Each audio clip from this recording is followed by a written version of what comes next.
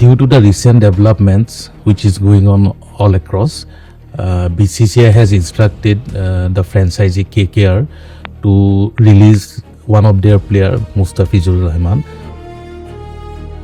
ভারত বাংলাদেশের চলমান কূটনৈতিক ও রাজনৈতিক টানাপোড়েনের সরাসরি প্রভাব পড়তে শুরু করেছে ক্রিকেট অঙ্গনে। এরই ধারাবাহিকতায় ভারতে অনুষ্ঠিতব্য আগামী ফেব্রুয়ারি টি-20 বিশ্বকাপে অংশ নেবে না বাংলাদেশ। বাংলাদেশ ক্রিকেট বোর্ড নীতিগতভাবে এই সিদ্ধান্ত নিয়েছে। আনফরচুনেটলি খেলাটার মধ্যে রাজনীতি নিয়ে আসা হয়েছে। বাংলাদেশের একটা খেলোয়াড়কে নিশ্চিত করার পরে তাকে রাজনৈতিক যুক্তিতে, যেটা আমরা পত্রপত্রিকায় দেখেছি, বলা হচ্ছে যে ওকে নেওয়া হবে না।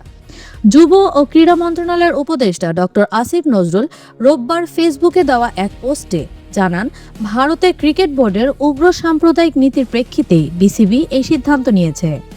এই সিদ্ধান্তের পেছনে সবচেয়ে বড় ইস্যু হয়ে দাঁড়িয়েছে বাংলাদেশি পেসার মুস্তাফিজুর রহমানের নিরাপত্তা।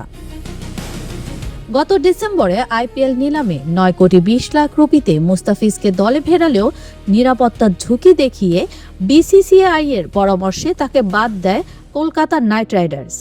বিষয়টি নিয়ে বাংলাদেশে তীব্র প্রতিক্রিয়া তৈরি হয়। ক্রীড়াঙ্গনে এখন প্রশ্ন উঠেছে, একজন আন্তর্জাতিক মানের ক্রিকেটারকে যদি ভারতে পর্যাপ্ত নিরাপত্তা দেওয়া না যায়, তাহলে বিশ্বকাপ খেলতে গেলে বাংলাদেশের পুরো দলকে কিভাবে নিরাপত্তা দেওয়া সম্ভব?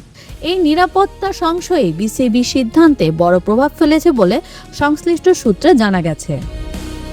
এরই মধ্যে 15 সদস্যের বিশ্বকাপ দল ঘোষণা করা হলেও নিরাপত্তা ও সামগ্রিক পরিস্থিতি বিবেচনায় ভারত সফর বাতিলের সিদ্ধান্ত নেওয়া হয়।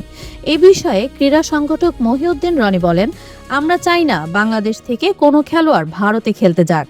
নিরাপত্তা যেখানে নিশ্চিত নয়, সেখানে খেলতে যাওয়ার প্রশ্নই ওঠে না।